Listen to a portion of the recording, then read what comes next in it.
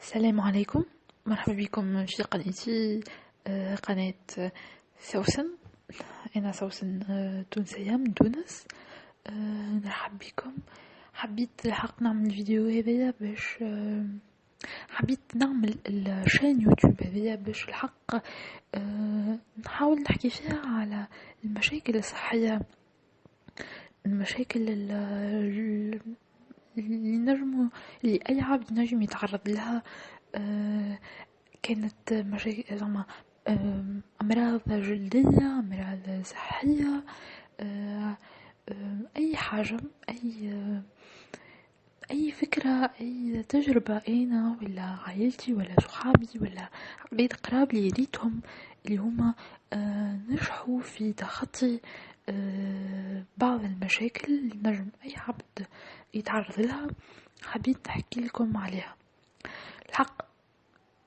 حبيت نفيد العباد الكل باش ما تكونش حاجة أنا لقيت لها بكشي حل ونخليها كان روحي. الحق أنا نحس اللي هذيا نوع من الأنانية، واللي لازم العباد تفيد بعضها. مرات الطب يعجز وإلا ما يعرفش كيفاش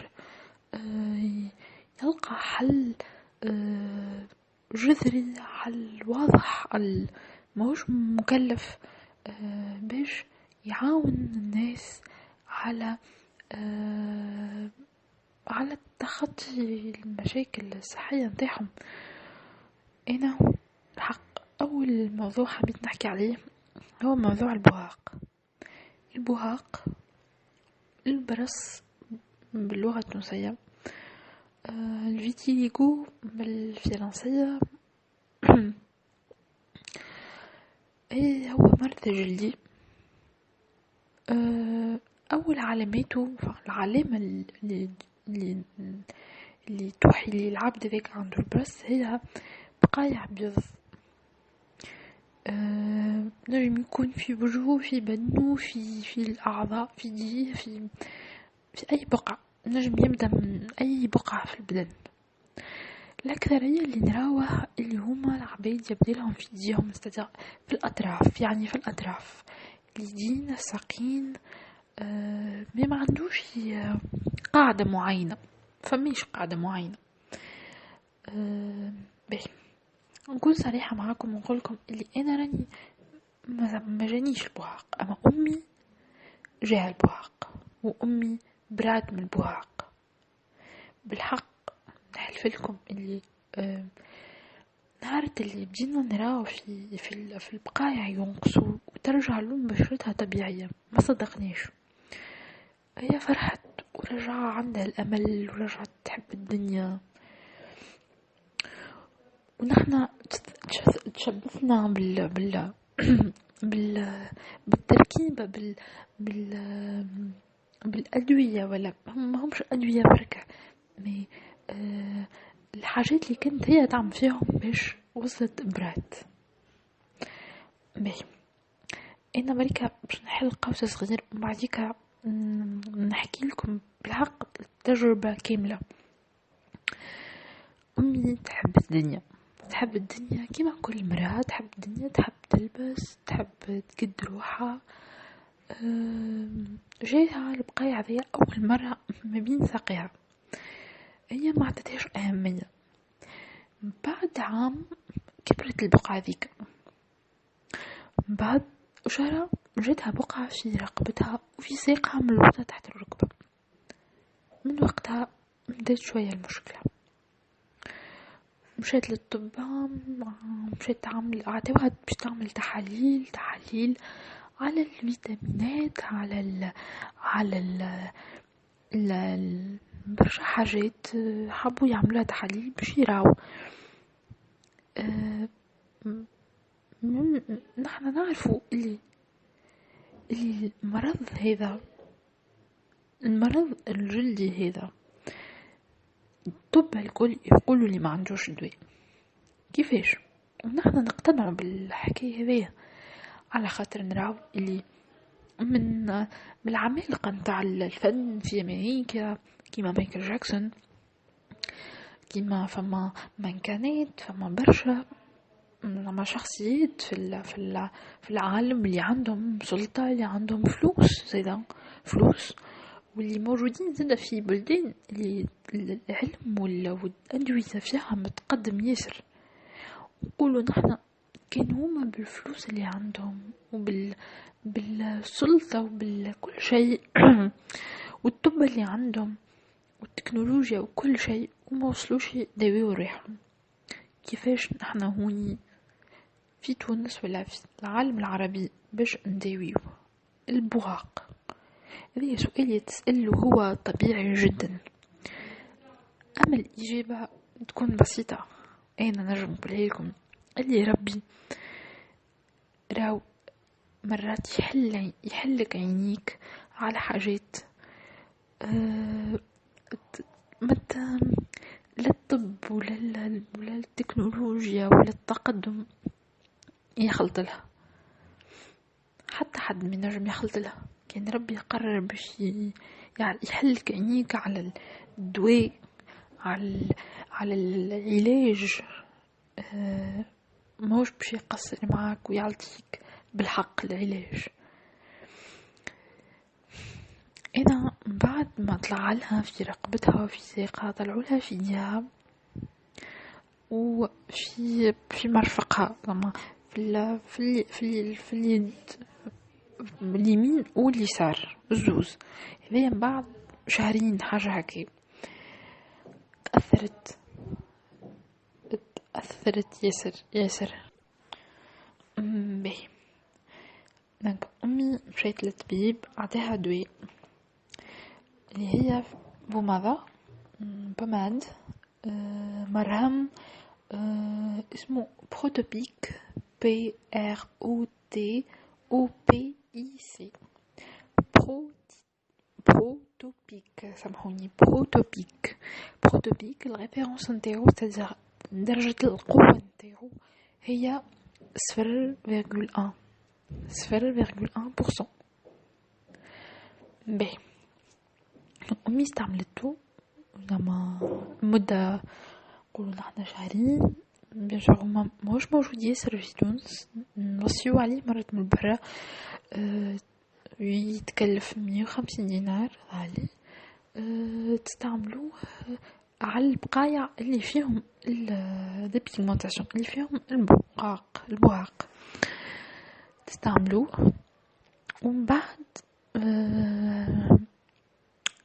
ما نجمش نقول وقتها جاب نتيجة، لا، ما هي سمعت شكون اللي يقولها لازمتك تمشي وتقعد في الشمس. سمع الاكسبوزيسيون في الشمس هي اللي باش تخليك تسترجع اللون نتاعك. يخي بالحق تبعت الوصية هذيا، وليت تمشي للشمس، تلبس نظارة شمسية على خاطر الشمس مش باهية للعينين، مش باهية زادة للبشرة على خاطر تعمل حاشيكم السرطان. أما هي ضحات بكل شيء، وليت تعمل البوماضة اللي هي البوماضة بروتوبيك 0.1% في الليل، ومن غدوة الصباح مع نص نهار، مع أميدي، زعما في الوقت اللي الشمس قوية ياسر. هي كانت ما تنجمش تمشي للبحر على خاطر نظرة العبيد، وعلى خاطر ما تنجمش تلقى راحتها باش تعمل ساقها وكل. كانت تطلع في البقعة الفوق في السطح نتاعنا، تلبس تغطي راسها بالكدا وتعمل نظرة شمسية وتحط تعمل بوزيشن باش الشمس تضربها. قاعدة تعمل في هذيا جمعة كل نهار تطلع تمشي تعمل هكا. بدأت تسمار لون البشرة نتاعها غميق، أما الحاجة اللي تفرح اللي البقايا بداو يحمروا برشا بداو يحمروا برشا برشا. توا قشرتها الأخرى غميقتك حالت، أما البقايع حماروا برشا. بداو بشوية بشوية ينقصوا يتلموا يتلموا يتلموا لين اختفوا تماما، اختفوا تماما. وهيك كانت فرحة كبيرة ياسر عشناها الكل، على خاطر أمي رجعت الفرحة في وجهها، رجعت بالأمل الحياة، رجعت نافحة بروحها. تعذبت من حكاية الشمس، شعرها شاح، قشرتها مي مسالش، خاطر من بعد شهر استرجعت لون بشرتها الطبيعي واسترجعت الحياة. ما نجموش نقولوا اللي راو احنا مرات تطلع لنا حبة صغيرة نتأثروا ياسر. اليوم عاش حبوا نخرجوا من الدار. تصوروا انتوما لون بشرة ما نش متعودين عليه، نحن نرفض شوية الاختلاف. انا نعاودها ونقول اللي انا ما نراش اللي البهاق يرد العابد مش مزيان ولا يخيبه ولا لا بتاتا. اما حاجة ما نش متعودين عليها، حاجة ما نراهيش ديما، نخافوا منها خاطر ما عندناش الوعي اللي والمعلومات اللي تقول اللي راو ما يعديش. راهو كي تمس عبد عنده البهاق حتى من يده، حتى تستعمل ادواته تشرب من كاسه، راهو ما تتعديش، ما يصير لك حتى شيء. الحاجة الوحيدة اللي نعرفوها اللي بالحق راهو البهاق ما يعديش. عاملوا العبيد بالكدا على خاطر هما دجا العبيد اللي تعاني من البهاق متأثرة برشا وتعيش في حالة صعيبة شوية، حالة جديدة بتدخل عليها، حالة رفض شوية من العبيد ومن المجتمع اللي يرى اللي هذيك نجم تكون من عدم نعرفش. ثم عبيد يقولك من وسخ، عبيد يقولك من السحر، عبيد يقولك من برشا حاجات. انا نقولكم اللي هو ماهوش من الوسخ، ولازمتنا نبعدوا مخاطنا شويه من السحر والحاجات، خاطر باش نطيحوا في مشاكل ما نلقاو لهاش حل. انا ننصح العباد الكل اللي يكون ايمانها بربي كبير ياسر، واللي ما فما حتى حاجه صعيبه، واللي بالحق امي عاشت تجربه علمتها برشا حاجات، نحتلها حاجه اللي هي الراحة النفسية، واللي هي محبتها لروحها، واللي هي كامرأة ترى روحها مزيانة وتحب تقد روحها نحالها. نحتلها الحكاية هذيا، استرجعتها بالقوة، استرجعتها كي عاودت دا قشرتها رجعت وبرات. ما تفقدوش الأمل. أنا نحلف لكم اللي والله من بعد ما جيت أمي أما كيفاش برات، فرحت ياسر، فرحت. وليت نحب اي عبد نراه في الشارع عنده المشكله هذه نحب نمشي نحكي معه. مثل خوف اللي مش العباد الكل تقبل لما نحكيو على مشكلتها، واللي تحبذ انها تتجاوزها وحدها وتعيش معها وحدها وتسكر على روحها وحدها، خير من اللي تستعرف اللي عندها حاجة مقلقتها واللي لازمتها أما تلقى لها حل، ولا تحاول تتعايش معها بالحق، مش تتعايش معها وهي تقعد مسكر على روحها. الحكاية ذي صعيبة، ولازمتها عبد يسر يخدم على روحه ويكون قوي ويمن بربي، واللي الدنيا ما تقفش على حاجة هكاية. انا نعاود نقول لكم اللي انا بالحق عملت شانل يوتيوب، وعملت اول فيديو هو هذا على البهاق باش العباد تستفيد. للناس اللي موجودة في تونس، أباغ الوصفة هذه اللي قلت لكم عليها هو استعمال المرهم والاكسبوزيسيون في الشمس اللي هي لازمتها نعاود نوصي، اللي هي لازمتها اللي ما قلتهاش اما لازمتني نوصي، اللي راهو مدة 4 ساعة تقعد في الشمس، مدة 4 ساعة كل نهار، 4 ساعة وانتي متكي بالحق تحت شمس قوية، مش خارج تحوس، لا لا لا، تحت شمس قوية والبقايا كلهم متاعك تحت الشمس. لازمتكم ما تفوتوش 4 ساعة، خاطر الشمس راهي مضرة ياسر للبدن. متلعبوش زادا بصحتكم، نحبوا نصلحوا حاجة نمرضوا بمرض ما أخطر.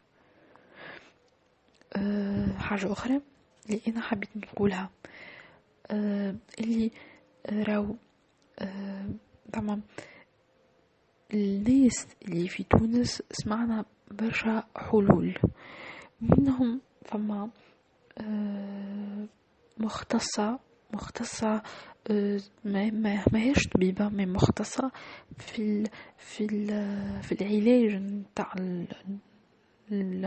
نتاع البراس نتاع البهاق، موجودة في تونس. هي امرأة تحضر علاج طبيعي بالأعشاب وبالزيوت، وبرشا من الناس كانوا يعانيوا من البهاق،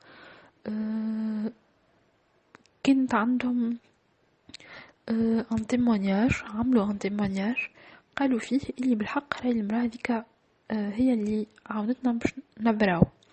انا باش نحاول نحط لكم النمر نتاعها في اللوطة، في اليد تاع اللوطة تلقاوه، كما باش تلقاو اسم المرهم والتصوير نتاعو، باش نحط لكم اللين. ونقولكم اللي ثم ديما امل في كل حاجه، واللي ما نتاثروش باللي يتقال على الانترنت وما نفقدوش الامل. لا، اللي مصابين بالبهاق ما همش عبيد وحدهم، خاطر انا نرى اللي يعملوا ان جروب وحدهم ويوليو يحبوا يتصلوا كان ببعضهم. نعرف اللي باهي كي تلقى عبد يعاني كيفك يعيش فرد ازمه معاك وتولي تنجم تناقش معاه وتنجم تتبادل برشا حاجات، ما غير ما تبدا خايف من نظرته، من شنو باش يقول. اما كونوا قويين، انتوما ما عندكم حتى مشكله، لا منكم ناقصين حتى شيء. انتوما ربي ابتليكم بحاجه، بقدرة ربي يعالجكم، العلاج اللي عطيتهولكم انا يفيدكم برشا، وان شاء الله زادا ربي كريم ويعطيكم حاجة تحسن لكم حياتكم وتخليكم تنظروا للدنيا بنظرة أخرى، مش بنظرة لازمتكم نتوما تتخلصوا جزء من البهاق هذيك باش ترجعوا تعيشوا. لا، الدنيا متواصلة، الدنيا بهي، ربي كريم، ربي يحبنا، نكونوا إيمانكم به قوي وما تخافوش. بإذن الله بإذن الله كل شيء يرجع به في حياتكم. أنا نشكركم ياسر اللي سمعتوا الفيديو هذا. إن شاء الله مرة جاي نعملكم فيديو تراوني فيه.